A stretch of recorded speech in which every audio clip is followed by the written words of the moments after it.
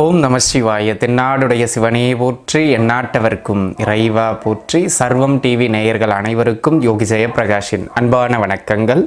அன்பு உறவுகளே, இந்த பதிவில் நம்ம என்ன பார்க்க இருக்கோம் அப்படின்னு கேட்டுக்கிட்டீங்கன்னா, சனி பகவானினுடைய பெயர்வு ஒவ்வொரு நட்சத்திர வாரியாக உங்களுடைய ஜென்ம நட்சத்திரத்திற்கு அடுத்த 2.5 ஆண்டு காலகட்டம் எப்படி இருக்க போகின்றது இந்த சனியின் பெயர்வினால் அப்படிங்கிறத நம்ம பார்க்க இருக்கோம். சரிங்களா?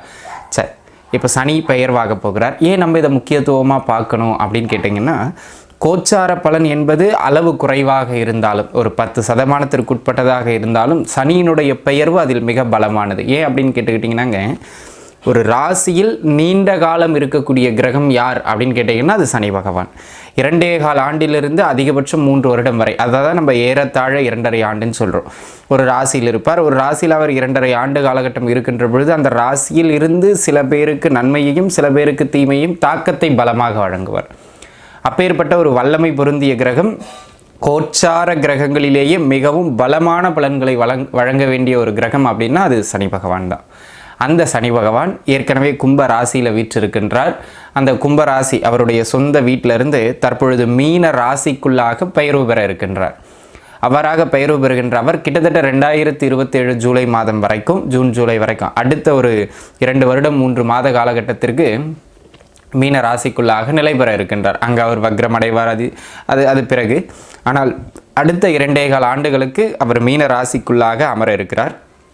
அவ்வாறாக மீன ராசிக்குள்ளாக பயிற்சியாகின்ற இந்த சனி பகவான் எப்பொழுது பயிற்சி ஆகின்றார் என்று கேட்டால் 2025 இந்த ஆண்டு மார்ச் மாதத்தினுடைய 29ஆம் தினமன்று கும்பத்திலிருந்து மீன ராசிக்குள்ளாக பெயர்வு பெறுகின்றார். இவ்வாறாக பெயர்வு பெறுகின்ற இந்த சனி பகவான் ஒரு சுப வீடு, அதாவது சுக்கிரன் உச்சம் பெறுகின்ற வீடு, இன்னொரு சுபகிரகமான குருவின் வீடான அந்த மீன வீட்டுக்குள்ளாக பெயர்வு பெறுகின்ற சனி பகவானால் உங்களுடைய நட்சத்திரத்திற்கு எங்கெல்லாம் சிறப்பு, எங்கெல்லாம் நீங்கள் கவனமாக இருக்க வேண்டும் அப்படிங்கிறது விலாவாரியாக பார்க்கலாம். தொடர்ந்து வாருங்கள். மூல நட்சத்திரத்து நண்பர்களே, மூலத்தை பொறுத்த மட்டிலும் இந்த சனி பெயர்ச்சி ஒரு ஆகச்சிறந்த சனி பெயர்ச்சியா அப்படின்னு கேட்டுக்கிட்டிங்கன்னா, வெளிப்படையாக சொன்னோம்னா உங்களுக்கு அர்த்தாஷ்டமத்து சனி தொடங்குறது உங்களுக்கு தெரியும்னு நினைக்கிறேன். 4ஆம் இடத்திற்குள்ளாக சனி போகிறார்.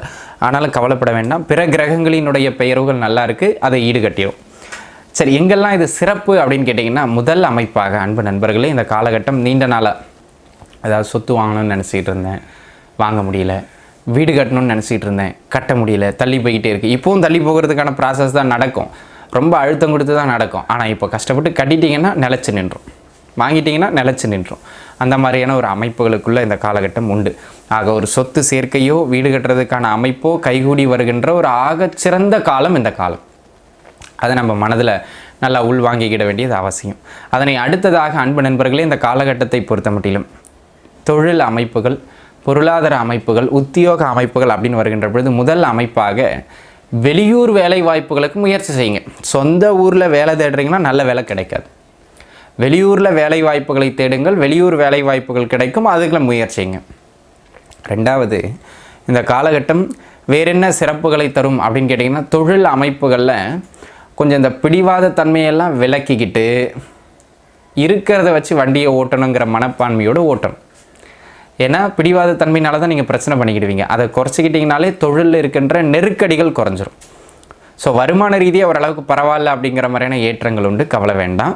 உத்தியோகத்தில் இடமாற்றங்களை எதிர்பார்த்திருந்த நண்பர்களுக்கு அந்த இடமாற்றங்கள் கிடைக்கும். மாற்றத்தை ஏற்றுக்காமல் நீங்கள் இருக்கிற இடத்துல இருக்கீங்கன்னா வளர்ச்சி இல்லை, ப்ரெஷரோடு இருக்கிற மாதிரி இருக்கும். ஆக எந்த மாற்றம் வந்தாலும் அந்த மாற்றத்தை எடுத்துக்கொள்ளுங்கள். அந்த மாற்றத்தின் வழியாக தான் படிப்படியாக நீங்கள் முன்னேற்றத்தை நோக்கி பயணப்படணும் அப்படிங்கிறதுல எந்த விதமான மாற்று கருத்தும் கிடையாது. சரிங்களா? அதை கொஞ்சம் கவனத்தில் வச்சுக்கிட வேண்டியது அவசியம். அது மட்டும் இல்லாமல் அன்பு நண்பர்களே, இந்த காலகட்டத்தை பொறுத்த மட்டிலும் பொருளாதார ரீதியாக அடுத்த கட்ட வளர்ச்சி அப்படிங்கிறது சனியினால் தற்பொழுது இல்லை. அதனால் பெரிய அளவு முதலீடுகளை உள்ளே வைக்காமல் இருக்கிறத வச்சு வண்டியை ஓட்டிக்க பழகிக்கிறது மிக மிக நல்லது. அதனை அடுத்ததாக அன்பு நண்பர்களே, இந்த காலகட்டம் நல்லா புரிஞ்சுக்கிடுங்க. எப்படி சொல்கிறதுங்க, வருமானம் வரும், வர்ற வருமானத்தை முறையாக சேமிக்கணும். நீங்கள் வீண் விரயங்களை செய்கிறதை தவிர்க்கிறது நல்லது. அதே போல் உடல்நிலையில் கொஞ்சம் கூடுதல் கவனம் செலுத்தணும். ஹெல்த் ரிலேட்டடாக அடிக்கடி ஏதாவது தொந்தரவுகள் வந்துக்கிட்டும் போய்கிட்டும் இருக்குங்க. ஆக உடல்நிலையை பொறுத்த மட்டிலும் மிக மிக கவனமாக நகர வேண்டும். உடல்நிலையை பொறுத்த மட்டிலும் ஆரோக்கிய நிமித்தமாக இருந்த அந்த பிரச்சனைகள் மீண்டும் மீண்டும் அதிகரிக்கிறதுக்கான வாய்ப்புகள் அதிகம். அப்படிங்கிறதுனால உணவு பழக்க வழக்கங்களில் மிக கவனமாக இருக்க வேண்டியது அவசியமான ஒன்று அப்படிங்கிறத நீங்கள் புரிஞ்சுக்கிட வேண்டியது மிக அவசியம். ஆக அன்பு நண்பர்களே, இந்த காலகட்டத்தை பொறுத்த மட்டிலும் எந்த ஒரு செயல் செய்தாலும் நிதானம் தேவை. சரி, இப்போ பார்த்துக்கிட்டிங்கன்னாங்க, பள்ளிக்கூடம் படிக்கின்ற பிள்ளைகளுக்கு படிப்பில் மந்தத்தன்மை தான் ஏற்படும். அப்போ நம்ம என்ன பண்ணோம், உங்கள் வீட்டில் ஒரு மூல நட்சத்திரக்கார பிள்ளைங்க இருக்காங்க அப்படின்னு சொன்னால் தட்டி கொடுக்கணும். தட்டி கொடுத்து அவங்கள வந்து ஏதாவது ஒன்று பண்ணி உருவேற்றி படிக்க வைக்கணும். இல்லைன்னு சொன்னால் அவங்க படிப்பில் ரொம்ப மந்தகதி அடைவாங்க. அப்படிங்கிறத நீங்கள் பார்த்துக்கிட வேண்டியது மிக மிக அவசியமான ஒன்று. அது மட்டும் இல்லாமல் இந்த காலகட்டத்தை பொறுத்த மட்டிலும் நீங்கள் என்ன செஞ்சாலும் பொருளாதார ரீதியாக பெருசாக க்ரோத் இல்லை. அப்போ தொழில் பண்ணுறவங்க நிதானமாக இருந்துக்கிடுங்க. ஆரோக்கியத்தில் கொஞ்சம் கவனமாக இருந்துக்கிடுங்க. உறவுகளோடவும் கருத்து வேறுபாடுகளை தருகின்ற பீரியட் இந்த பீரியட், அதுலேயும் நிதானிச்சிருக்கணும்.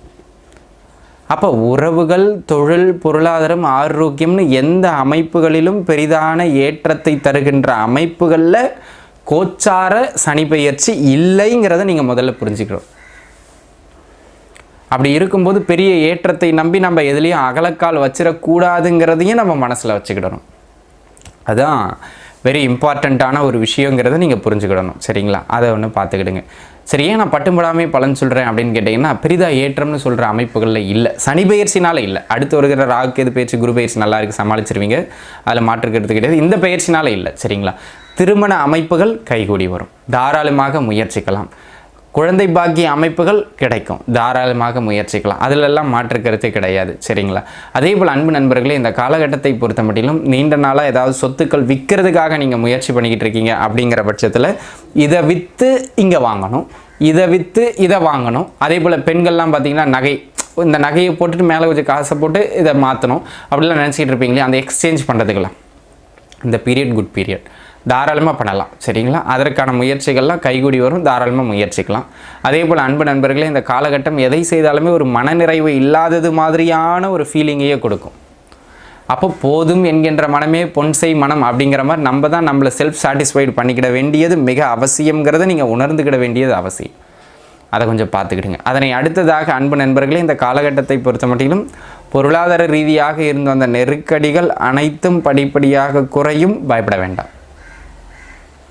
சரி, இப்போ இது எல்லாம் ஒரு பக்கம் இருக்க, தொழில் எப்படி போகும்? தொழில் போகும், சூப்பர்னு சொல்ல முடியாது. வேலை எப்படி இருக்கும்? வேலை இருக்கும், ஆனால் ப்ரெஷரோடு நகர்ற மாதிரி தான் இருக்கும். சரி, ஆரோக்கியம் எப்படி இருக்கும்? பெரிய தொந்தரவு கிடையாது, ஆனால் அடிக்கடி சின்ன சின்ன ஹெல்த் இஷ்யூஸ் வந்துக்கிட்டும் போய்கிட்டும் தான் இருக்கும். நிம்மதியாக இருக்கும்னு சொல்ல முடியாதுங்க, அப்படி தான் இருக்கும். சரிங்களா? அந்த மாதிரியான ஒரு அமைப்பு. வெளிநாட்டு முயற்சிகள் எல்லாம் மிக சிறப்பாக எடுக்கலாம். இதெல்லாம் நல்லபடியாக கைகூடி வருகின்ற ஒரு ஆகச்சிறந்த காலகட்டமாக இது அமைகின்றது அப்படிங்கிறத பார்த்துக்கிடுங்க. அதே போல் அன்பு நண்பர்களே, உங்களுக்கு வர வேண்டிய பழைய பெண்டிங் பேமெண்ட்லாம் ஏதாவது இருக்குன்னா ஒரு மே மாதத்துக்கு பிறகு போய் கேளுங்க, கொடுத்துருவாங்க. அந்த மாதிரியான ஒரு அமைப்புகளில் இந்த காலகட்டம் ஒரு நன்மையை தருகின்ற அமைப்புகளில் தான் உங்களுக்கு உண்டுங்கிறதுல மாற்று கருத்தே கிடையாது. சரிங்களா? ஆக அன்பு நண்பர்களே, இந்த காலகட்டம் பெரிதாக அப்படி ஒன்றும் ஏற்றம்னு சொல்ல முடியாது, இறக்கம்னு சொல்ல முடியாது. எங்கே சிறப்பு? இடமாற்றத்திற்கு சிறப்பு, வெளியூர் வேலைக்கு போகிறதுக்கு சிறப்பு, உத்தியோக மாற்றத்திற்கு சிறப்பு, ஒரு சொத்தை விற்று இன்னொரு சொத்தாக மாற்றுறதுக்கு சிறப்பு. ஆனால் தொழிலில் கவனமாக இருக்கணும், ஆரோக்கியத்தில் கவனமாக இருக்கணும், படிப்பில் கவனமாக இருக்கணும், உறவுகள்கிட்ட கவனமாக இருக்கணும். இது எல்லாவற்றிலும் நிதானமாக இருக்க வேண்டிய காலம் இந்த காலம். அப்போ அதை பார்த்துட்டு அதுக்கு ஏற்ற மாதிரி நீங்கள் நகர்ந்துக்கிறது மிக மிக மேன்மையை தரும். அதுதான் உங்களுக்கு சிறப்பும் கூட. சரிங்களா? அந்த ஒரு விதத்தில் கவனமாக இருந்துக்கிங்க. அதே போல் இந்த காலகட்டம் தொழில் சார்ந்து அதிகமாக இன்வெஸ்ட் பண்ணுறேன், என் ஃப்ரெண்டு அவனுக்காக நான் ஜாமீன் போட்டு கையெழுத்து போட்டு பணத்தை வாங்கி கொடுக்குறேன், அந்த மாதிரி எக்கனாமிக்கலி எதுலேயும் அகலக்கால் வைத்து விடக்கூடாது அப்படிங்கிறத நீங்கள் மனதில் கவனமாக வச்சுக்கிட வேண்டியது அவசியம். வச்சிங்கன்னா அதில் நீங்கள் பின்னடைவுகள் கொஞ்சம் தொந்தரவு பண்ணுற மாதிரி இருக்கும், பார்த்து இருந்துக்கிறது மிக மிக நல்லது. ஆக அன்பு நண்பர்களே, இந்த காலகட்டம் உங்கள் அனைத்திற்கும் மேன்மையை தர எல்லாம் வல்ல இறைவனை நான் பிரார்த்திக்கிறேன். வளர்ச்சிக்கான அமைப்புகள் இது இல்லை, கொஞ்சம் நிதானமாக இருப்பதை வைத்து, குறிப்பாக ஆரோக்கியத்திலையும் தொழில் அமைப்புகள்லையும் அகலக்கால் வைக்காமல் நகர்ந்துக்கிறது மிக மிக அவசியம். நன்றாக இருப்பீர்கள். வாழ்க வளமுடன். நன்றி.